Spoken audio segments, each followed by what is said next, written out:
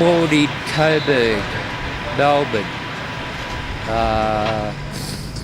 Born with a mother and father, knocked around as a kid, abused.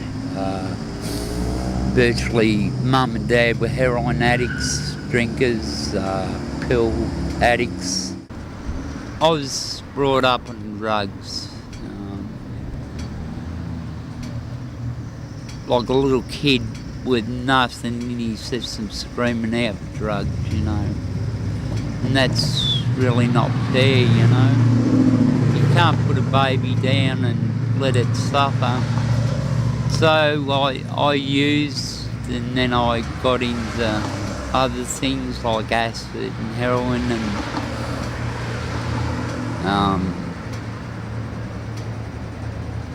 all sorts of drugs, you know, acid trips and magic mushies. And, you know, you could go into the store and buy cocaine or whatever you wanted, you know, it was free in those days. These people come and got me when I was 5 years old and took me into their house and gave me a name called Gamble. But my real name is Blizzard. Like a lot of people don't know that.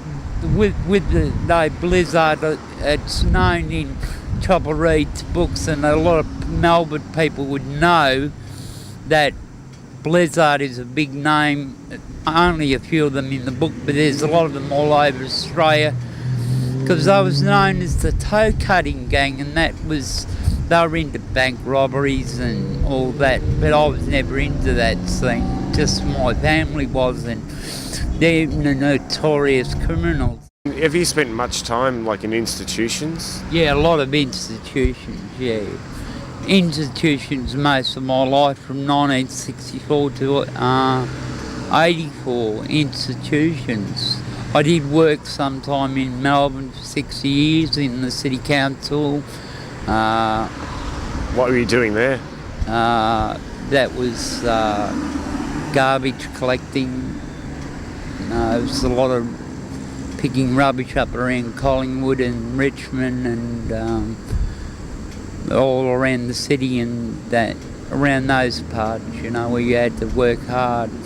In those days it was good to work, because you could get you a good amount of money and go out and buy a record and say, hey, oh great, I got my first record, you know. And, you know, it's quite good, you know, to get your first record and go home and play it. Or cassette. They didn't have CDs in those days. And CDs, I think, are good, but I think they're crap too. I think it's just rubbish. I call it spin around trash.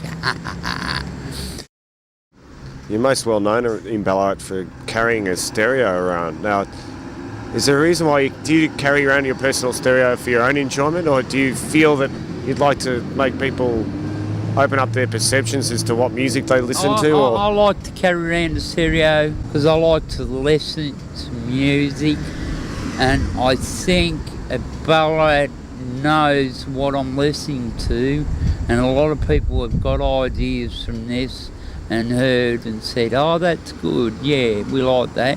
And I see at a lot of the record stores, like Ballarat Records, cassettes, the stuff I was listening here in the late 70s and late 80s, early 70s and late 80s too, they've gone into the record stores now. Now, like they're putting punk records like Black Flag, the Sex Pistols, all these punk bands in the stores, and you know, I said to the guy, where's this stuff coming from? And he said, well, you were listening to it first. He said, we've just got onto it. The music scene of things is that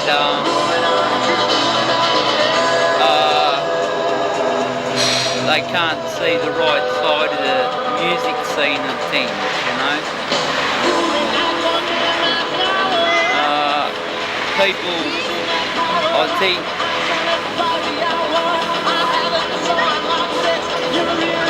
like music, but there are not enough to agree to it. I think it's too noisy, too different, too loud.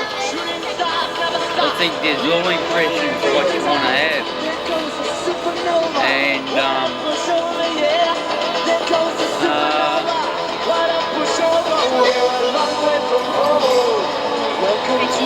the point is, I think a lot of people don't really care, and I think a lot of people just take it for granted, you know. They don't really care, you know. They sort of look on me as being a no-hope or a bum, you know, and that's what I don't want people to think. I think I'm quite a nice person. I've got a great heart. I'm a nice person to a lot of people. I'll buy things for people. I'll try and be nice to people. I've been bashed, belted with lumps of wood, axes, hammers, you know. I think people could treat me a bit nicer and a bit different. Did you have any like aspirations to be in a band yourself, or be a rock star, or? Yeah, I did want to play bass or guitar or something. I played around with bass for quite a while and walked around with it. I sort of wanted to get into a band, but then I thought, no, I'd rather voice my opinion by people listening to my music and say they didn't like it. Well, fuck them, you know, that's bad luck, you know. I can't please everyone in the whole world, you know. What kind of statement are you making to the people of Ballarat? People of Ballarat, I think if they like the music, good on them. But like I'm saying, the same as the Sex Pistols that say, if you don't like it, you can lump it or you can love it. And if you don't like it, that's bad luck. I think the Ballarat people, if they don't like their music or don't like my music, what am I supposed to do? Put on something they like every time I walk down the street? I can't do that. No, I'm not like every individual you see. How many people do you see like me walking down the street with a radio that plays music to the public, and the public get their own free show, you know? A lot of people don't seem to know what living on the streets is like, or living on a bit of grass and lying down and put a couple of blankets over you and keep them warm. It's cold in the snow, it's cold in the rain, it's cold at night, but you just got to think you are alive and you've got to be happy. You stayed a few nights in the cemetery. Could you tell me what that was like? I stayed 5 nights in the cemetery up the top of Ballarat Cemetery, and stayed in Preston Cemetery in Melbourne. It was quite... I lied on top of a grave and just put my blankets over me and went to sleep. I thought, lying on someone's grave, they're not going to hurt me. It's just like being with someone that's knows you're there, and they talk to you in their own way. You're asleep and you don't have nightmares. Some people might feel different, but I don't feel different about it. I feel quite good, you know, and it doesn't make me feel bad, you know. Like graves are there to be people to be buried in, or crypts or whatever. A Princess dying, I think that annoyed a lot of people and made a lot of people unhappy. But everyone's got to die and we all get buried one day. People can't understand that. They think you just go to the grave and that's it. I know you don't go to the grave, and that's all. You might... Now, what do you believe happens? I believe that the high above a power puts you somewhere. He might send you back as a cat or a dog, or he might send you back as a female or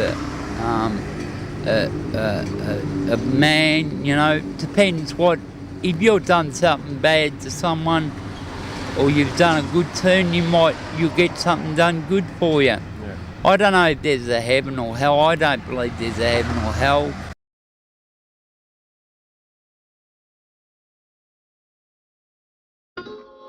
is Frankie Goes to Hollywood, Power of Love, and it's a real good song when you listen to it.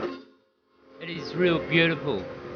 And if you listen to the song, it really sort of tells you everything about the earth if you can listen to it, really listen to it. And understand what the words have got to say. Because it's true about love and power. The earth is not the end, and I don't think it will be the end.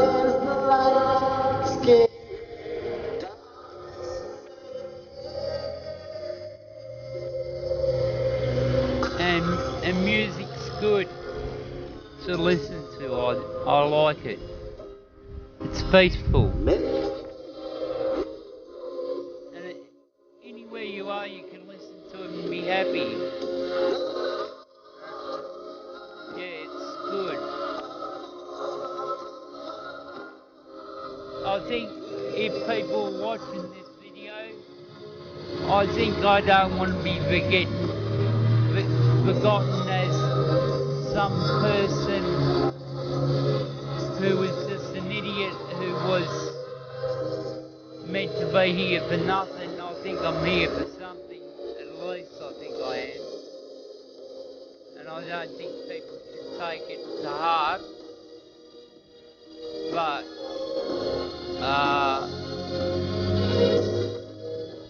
it's a world, it's always ever changing, and everything we do never stops. Everything we do is separate, and it's great. And I think people shouldn't get depressed or sad, and one day they might die and they might go down, but think it might be a different ending in the end. And there's a life after that, I know that. And I think all I can say to you people out there is be happy and take the power of love.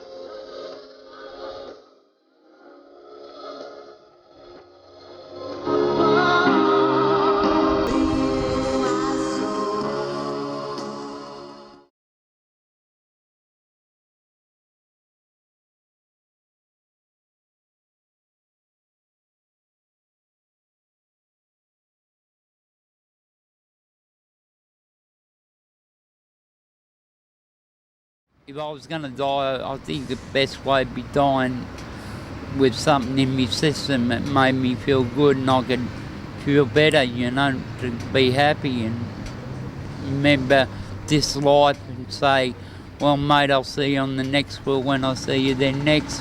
Like Hendrix said, if I don't see you on this world, I'll see you on the next world, and don't be late.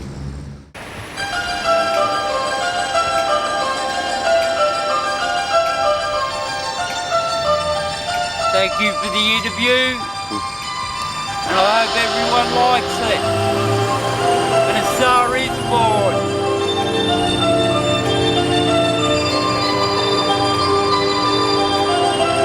This is the end.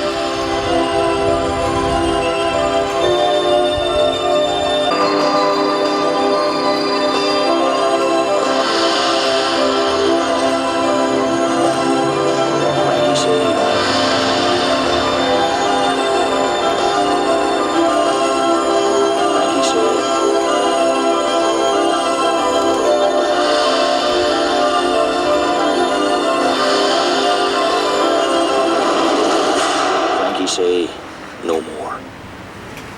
Thank you.